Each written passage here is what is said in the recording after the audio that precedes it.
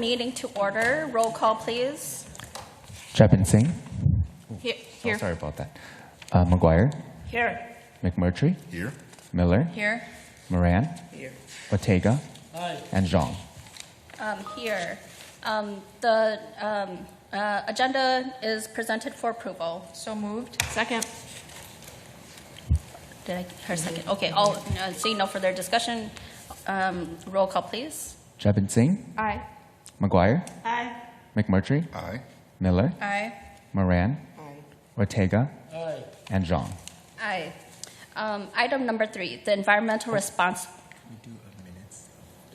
April 20th. Oh, did I miss this? Yeah. Okay. Item number 2, the minutes from April 28th, 2026 are presented for approval. So moved. Second. All right. Roll call, please. Jepin Singh. Aye. McGuire. Aye. McMurtry. Aye. Miller. Aye. Moran. Aye. Ortega. Aye. And Zhang. Aye. Item number 3, the Environmental Response Fund Grant Awards. Cool. Can we pull that? Oh, yes. Yep. Yep. May we get a So moved. report? Thank you. Appreciate wait, that. we gotta wait.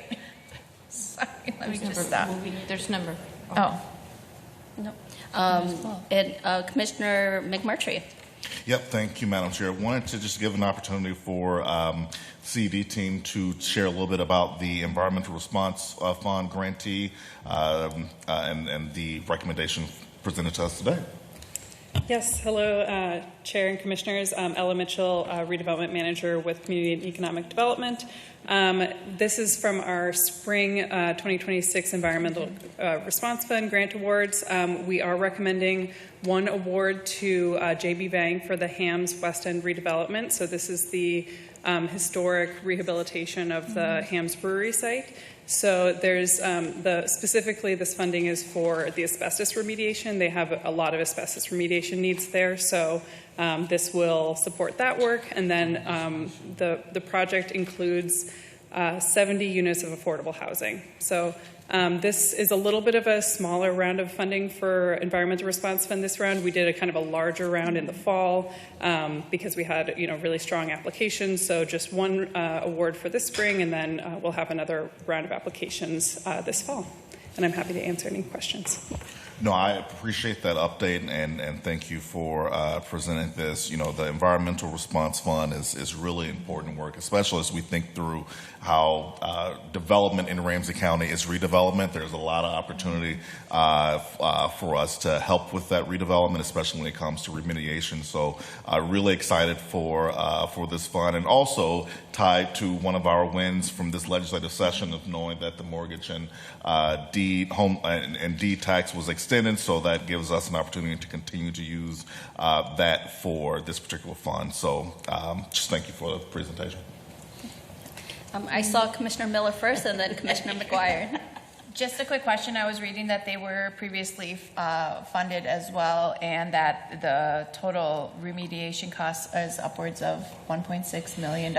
Do we anticipate another application as they further along their process of the site? I am not sure at this point. I know that they are planning to, they have already applied to other funders, including Met Council and I believe DEED for funding as well. So at this point, I'm not anticipating another application, but they may need to apply to some of those other funders to complete that capital stack. Yeah, thank you. Great question. Yeah. Thank you, Madam Chair. Just thank you so much for all your work. It's amazing to see you in another capacity other than Rice Creek Commons.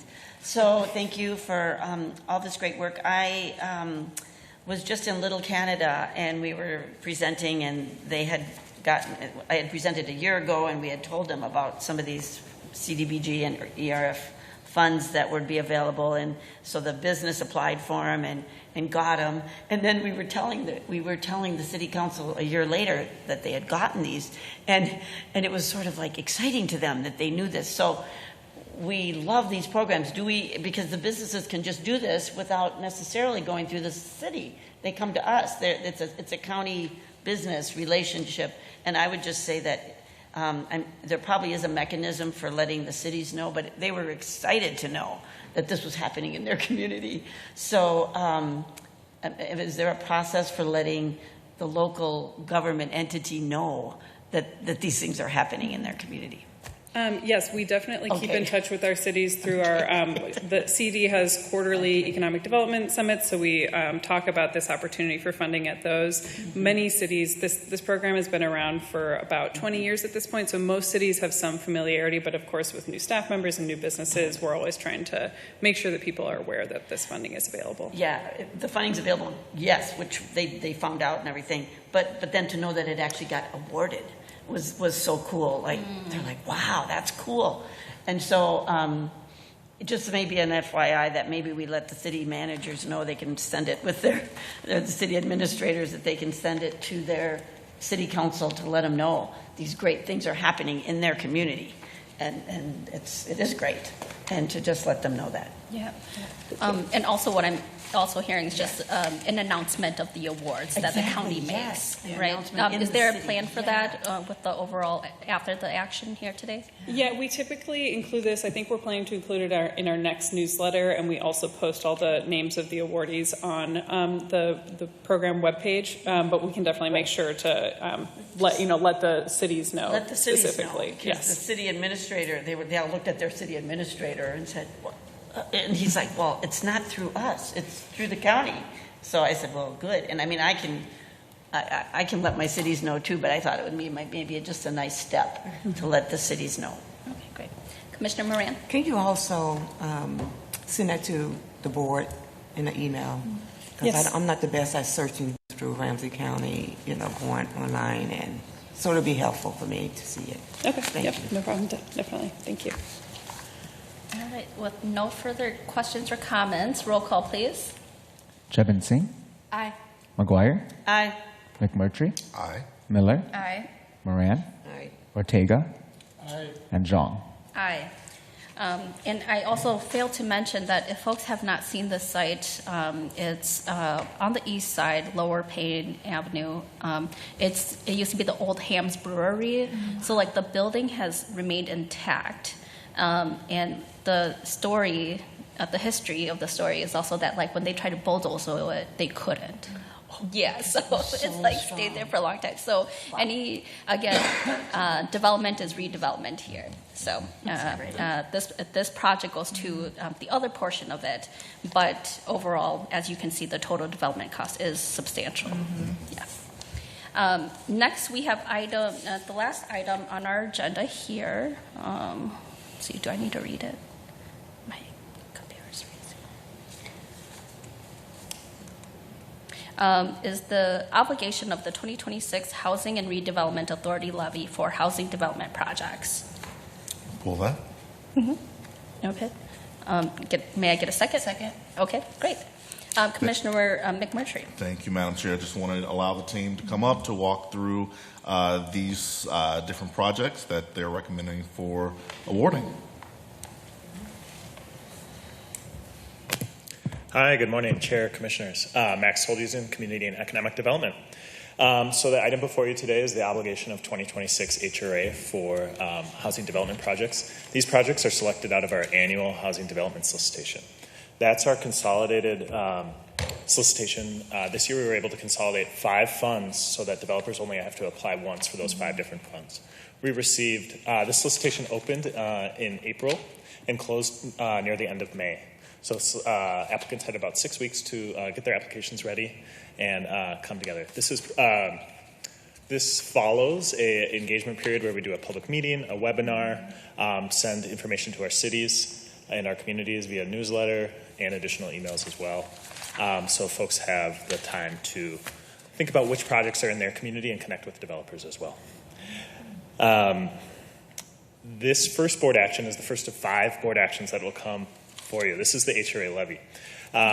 In the 2026 HRA levy, we levied about $11 million for projects. So this award represents about 45% of that $11 million. The rest of the funding will be for our wealth generation programs like First Home, Critical Corridors, the Emerging Diverse Developers Program, and our site assessment grants. So that's kind of our full foray of the 2026 dollars. Today we are recommending before I talk about today, we received 45 applications to our solicitation, totaling over $72 million in requests. About 50% of those were preservation or rehabilitation of existing properties, including the acquisition and rehabilitation of affordable housing buildings. And about 50% was new construction. So the new construction affordable market is still really alive and well in Ramsey County. Today we are recommending 5 awards, 1 in Roseville, 1 in Falcon Heights, and 3 in the city of St. Paul. These are all new construction. Due to the timing of our program with the state's program, we want to position our first awards to be our high-scoring projects that are best positioned to apply to the Minnesota Housing Solicitation, which applications are due in mid-July. So this is really to help leverage additional state dollars to move forward affordable housing projects. The total amount of units that these 5 buildings will create is 305 units of new supply, and over 20% of those units will be affordable to residents at 30% AMI. So we're continuing our goal of deeply affordable as well as expanding new supply, both in the city and the suburbs. So in 2026, the 2 suburban projects will help us meet that 50-50 split across our entire HRA, and we are also reallocating dollars from previous HRAs, allocations from previous years. Those projects are not moving forward, so we have the opportunity to reallocate those in this solicitation as well. Yeah. Commissioner McMurtry and then Commissioner McGuire. Thank you, Madam Chair, and thank you, Max, for that breakdown. Knowing that there was such a substantial number of applicants for this year, what's usually the process for CD of communicating to those applicants who were not fortunate to receive any funding this time? What is the process of hopefully letting them know of where they can improve for next time, and if you can walk us through what that communication looks like, that'd be great. Yeah, Chair, Commissioners. This solicitation is very much open. We still have funding sources that have not been recommended to certain projects yet, so this solicitation remains very much open, and applicants might be wondering where they're at, but we're still waiting for our local affordable housing aid amount from the Department of Revenue. And so that will come at a later date. So that will be our largest funding source for this solicitation, and that has not been recommended to any projects yet. So still a lot of work to do within this solicitation. Generally in a solicitation at the end of, after all awards have been recommended, we reach out to applicants and offer a one-on-one meeting with our team and the applicant to go over their solicitation and scoring if they so choose to meet. Great. Commissioner McGuire. Thank you, Madam Chair, and thank you. I appreciate that answer. Our communities are really appreciative of this work, and thank you for really paying attention to the split and to everything that the balance that everybody said they wanted when they approved this. So I'm going to ask my same question that I asked previously, in as far as these are projects that the city doesn't necessarily. Are these projects that the city does apply for, or no? These are projects that the developer applies for. So does the city actually know about this? And I'm just going to repeat that. It'd be good to let the cities know that this is happening, and I'm guessing they do, but yeah. Yeah. Chair, Commissioners, the developers apply directly for the funding in most cases. We've had examples where cities have a project in mind or a program, and they do apply for funds, such as City of Roseville for their land trust program in the past. The cities are aware through our community economic development summits, as well as our other solicitations prior to the solicitation opening. And then as we start honing in on which projects we want to fund or are recommending for funding based off of our scoring and our underwriting, we enter into prioritization conversations with those cities, which is particularly important with the City of St. Paul, and we work very closely with those staff because there's so many projects in the City of St. Paul. And we do have conversations with the local suburban city, and there usually is maybe one project in their city, and then we do talk to them about that project as well. I appreciate that, and so I just that great communication, and I know our county manager is really in good communication with all of our city administrators. I just want to encourage that to continue, and then of course to encourage the city administrators to let their city councils and mayors know as well. But certainly I'll maybe be doing a little bit more on that myself, so my cities know the good work that's being done. Commissioner Miller. I just want to say thank you. This is really exciting. This is really exciting news. I really like that you added in the piece about why our timeline, and then so that these developers can also apply for state funds as well. I like that approach. I appreciate that. I'm also pretty excited to see the other 4 actions come through as well, and the timeline on that. So looking forward to that, and looking forward to see these projects break ground in the coming years. Commissioner Jevon Singh. Yes, I just wanted to ask, so some of the dollars were repurposed from previous solicitations that didn't go forward. Do we have an indication as to why some of these projects stalled out? Yeah, Chair, Commissioners, every once in a while we see projects that decide not to move forward for a variety of reasons. We had, often it has to do with their financing and the cost of the construction of these buildings. And so after talking to the developers reach out to us and say, hey, I'm not going to move forward with that construction project anymore. Thank you so much for award. I hope that I can continue to apply for projects in the future. And the answer is yes, we understand that this can happen. And in fact, it's an opportunity for another developer. So. Well, and thank you for that, and I anticipated that. There's a lot of stacking of funding that comes into play. Developments happen over a long period of time. Situation on the ground may have shifted as far as supply, labor, all the different costs that go in. And one of the things that I also was happy to hear that there's one solicitation for the 5 different funds or the different things, so that of these 45 projects, the ones that are remaining are still being considered for these other particular funds. Am I understanding that correctly? Yeah, Chair, Commissioners, that's correct. We are continuing to underwrite and analyze the finances of the additional projects right now based off of our scoring. So all projects have been scored, and so those top scoring projects are moving into underwriting. And then, given that the dollars that we are directing towards these projects are to further specific housing goals, and I guess the question I have is, can you just remind us again, like the idea of we all have large goals as far as creating housing at all different levels, but specifically for those most in need at different income levels, and these dollars support those projects that are going to allow that to happen. I guess the question I have is, when I look at this, the dollars, the projects that were awarded, if I'm understanding the report right, that the dollars that we are providing through these funds is like 2 to 10% of the total project costs. It seems like when I'm reading some of this, so that's a significant amount. And is the idea that but for these funds, that these projects that would allow for these affordable housing levels to be reached, those projects may not have gone forward. They may have gone forward without providing that level of housing to the community?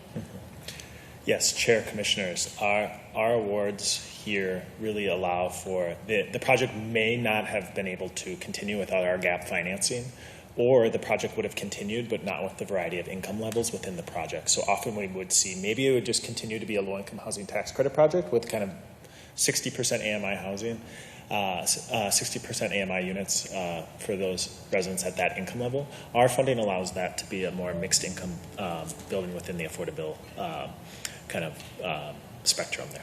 Okay. Thank you. And I appreciate that. And while it may seem fairly elementary reviewing the work that we're doing here, these are big dollars, and I think it's important for us to remember the goals that are attached to the distribution of these funds, and I appreciate the thoughtfulness that goes into this process. Great. Commissioner Moran. Okay, well, thank you. Thank you for coming back before us to update us and share this information with us around the selection process. And, we all know that we need more affordable housing. I'm just wondering, because often, someone will build 107 units, and out of that, 7 units is like at 30% of the AMI. And I know we need, more deep affordable housing at the 30% of the AMI. What is Ramsey County process? Is there a process for, like, when we are investing dollars into developers, to kind of like create a space where we are integrating more deep affordable housing into their plans? What do that look like? Chair, Commissioners, I think our scoring criteria really help developers move into an area where they are adding more deeply affordable housing into their building proposals. developers are scored in 4 categories. One of those is affordability. And so additional points are given to these applications if they include at least 10% of the units at 30% AMI. They get an additional bonus if the 30% AMI level is above that. And they get an additional bonus if they're able to do that without other subsidy sources. So that those rare subsidy sources like a voucher or housing support can go even further in other projects as well. So I think our scoring criteria has really changed the development game a little bit, and we're seeing this little bit of 30% AMI, 10% in almost every building now, so that they, which wouldn't have happened prior to our funding in our process. Okay. And how long have that process at 10% been the protocol? Chair, Commissioners, this consolidated development solicitation really began in 2022, so it's only been about 4 years of that where we're able to bring our HRA levy or our other sources, including at that time American Rescue Plan Act and now local affordable housing aid as those big sources into this process and really be able to kind of direct the affordable housing market into meet our county goals in a better way. Yeah. So it's pretty new, right? It's pretty new because and we have to start somewhere. You know, I was going to encourage to increase, but it's still pretty new. And developers are moving in. You're seeing developers move close into competing to reach that at least at 10%. To reach that 10%, and maybe in the future out, we can look at how we can continue to increase that from 10 to 15, or because there is a huge need for more deeply affordable housing right now. If we're going to even have a dent into our creating these pathways, right, ending homelessness, we need more deeply affordable housing. And so, I applaud the work that we're doing and the relationship we're building with developers. We'll also look forward to deepening this work. So thank you. And I just also want to add, and just the questions that you're asking, Commissioner Moran, is just about, are we meeting our goal of investing in the development of more deeply affordable housing units at the 30% AMI, right? Yeah. Yes. For the full economic development report and the summary that we do every year, are we tracking that on the percentage of units and if we are meeting those goals overall? Yeah, Chair, Commissioners. That is both in our annual report for the HRA and as well as in our department level performance measures that you will see in your 2-year budget as well. We track the percentage of 30% AMI units in both of those key documents. Great. Yeah. Well, we'll look forward to that later this year then. Thank you so much. Are there any other questions or comments? Perfect. Thank you. We already got a second. Roll call, please. Jebin Singh, Aye. McGuire, Aye. McMurtry, Aye. Miller, Aye. Moran, Aye. Ortega, and Zhang. Aye. All right. Let's see. Seeing that this is our last item here, are there any other comments or things for the good of the order? No? Okay. Meeting adjourned.